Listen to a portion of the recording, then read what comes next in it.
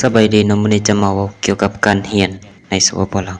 การเรียนการเรียนนั้นทุกคนนั้นมีความสวรรค์ที่เป็นของตัวเองทุกคนนั้นแตกต่างกันอยู่เสมอการเรียนนำคนอื่นบ่ได้อาจเพราะว่าบ่แม่นทางของเฮาเพราะว่าพรสวรรค์ของแต่ละคนพรแสวงของแต่ละคนนั้นบ่คือกันบางคนนั้นมีพรสวรรค์อยู่แล้วซึ่งพ่อแม่นั้นได้ส่งเสริมและอุดหนุนเครื่องให้มาก่อนแล้วแต่บางคนนั้นต้องมีพรแสวงคือต้องแสวงหาด้วยตนเองยังบ่มีพ่อแม่อาจจะทุกข์จนหรือว่าบ่มีหยังที่จะให้ลูกได้สงสัยแล้วก็แนวคิดของแต่ละคนนั้นต่างกันบ่จำเป็นจะต้องเรียนคือเขาถ้าเฮาสิ่งนั้นเฮาบ่เก่งหาสิ่งที่เฮาหาสิ่งที่เป็นเฮาบางคนเก่งในด้านเลขโดยที่อีกบางคนบ่เก่งบางคนเก่งในด้านภาษาโดยที่อีกบางคนบ่เก่ง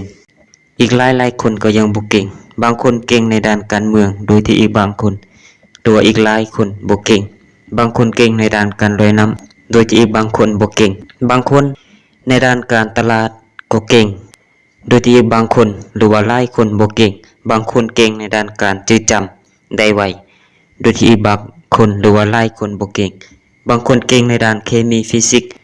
คณิตศาสตร์ต่างๆโดยที่อีกหลายคนหรือว่าบางคนบ่เก่งบางคนเก่งในด้านการแต้มรูปภูมิศาสตร์ประวัติศาสตร์โดยที่อีกหลายคนบ่เก่งบางคนเก่งในด้านการต่อสู้มวยต่างๆศิลปะโดยที่อีกหลายคนบ่เก่งบางคนเก่งในด้านการเขียนงามโดยที่อีกหลายคนบ่เก่งในโลกนี้ถ้าอยากเรียนอยากให้คนเก่งคือกันหมดในแบบเดียวกันก็เท่ากับอยากให้คนบ่มีคนสูงบ่มีคนต่ำบ่มีคนขาวอยากให้ผู้เรียบกันหมดอยากให้โลกเรียบกันฉะนั้นถึงว่าเฮาจะเรียนสิ่งเดียวนำหลายคนก็บ่แม่นว่าเฮาจะต้องนำเอาสิ่งนั้นมานำใส่ได้หมดทุกอย่างทุกคน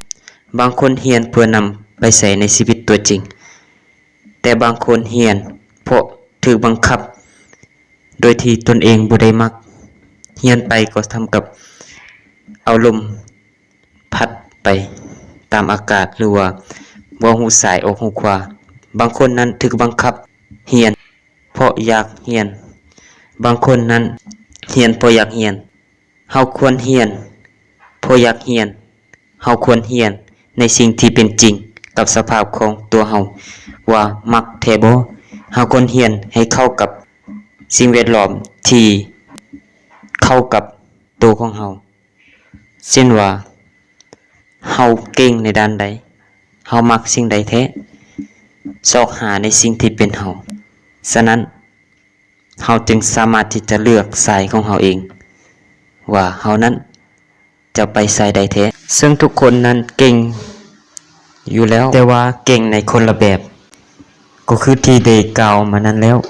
ซึ่งเฮาก็รู้อยู่แล้วว่าผู้ที่สิสอนเฮานั้นเขาก็ผ่านมาแบบเฮาสไตล์เดียวกันซึ่งเขาก็เรียน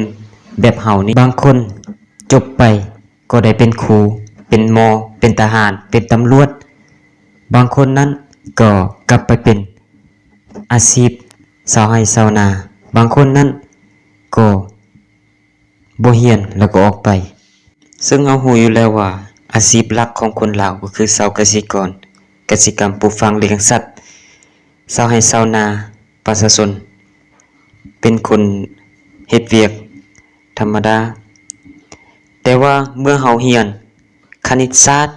หรือว่าฟิสิกส์คณิตนั้นหมายถึงว่าเฮาเรียนหลักการหรือว่าทฤษฎีของต่างประเทศซึ่งว่าต่างประเทศนั้นเขาได้สร้างเครื่องบินเครื่องจักรแล้วก็วัตถุเทคโนโลยีที่ทันสมัยโดยที่ประเทศเฮานั้นบ่ได้มีเท่าใดไปสายนั้นแล้วหมายถึงว่าเฮาจะได้ไปพัฒนาหรือว่าไปส่งเสริมตัวเองในการข้ามจากประเทศอื่นซึ่งว่าประเทศเฮานั้นก็สามารถใส่ได้เช่นกันก็คือว่าการคิดไล่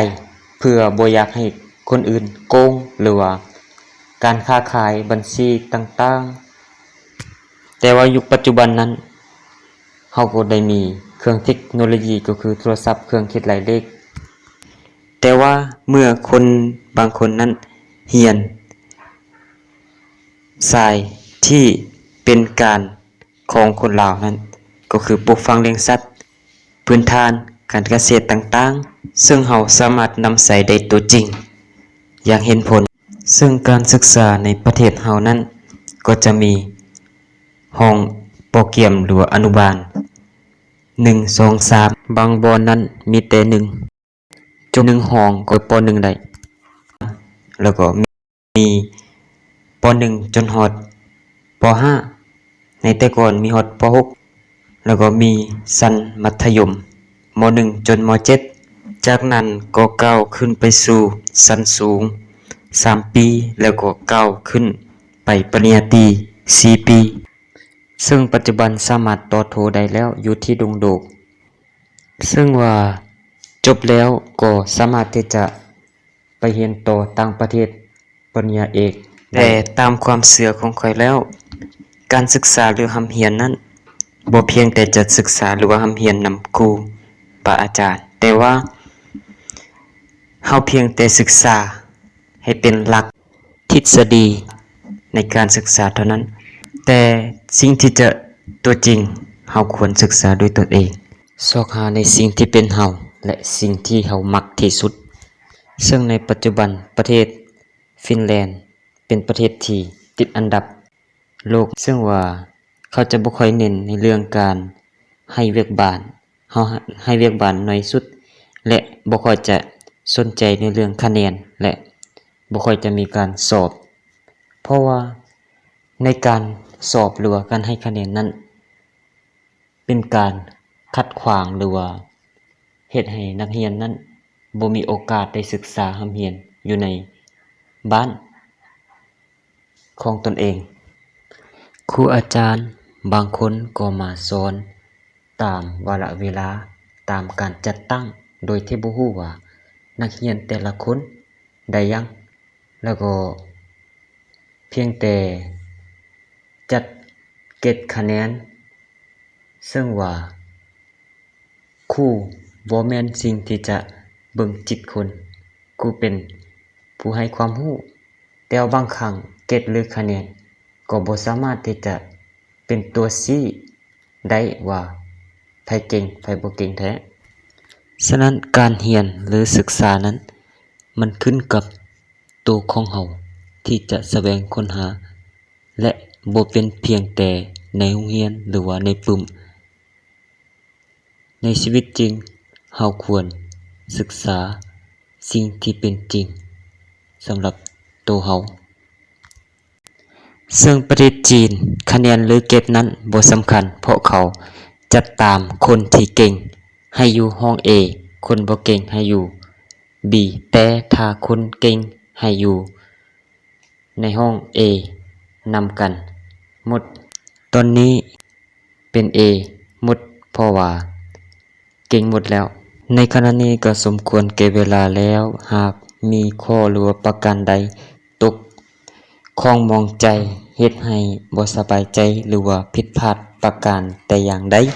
ก็ขอโทษขออภัยมาณที่นี้ด้วยเถิดในขณะนี้ก็ขอลาไปแต่เพียงเท่านี้ก่อน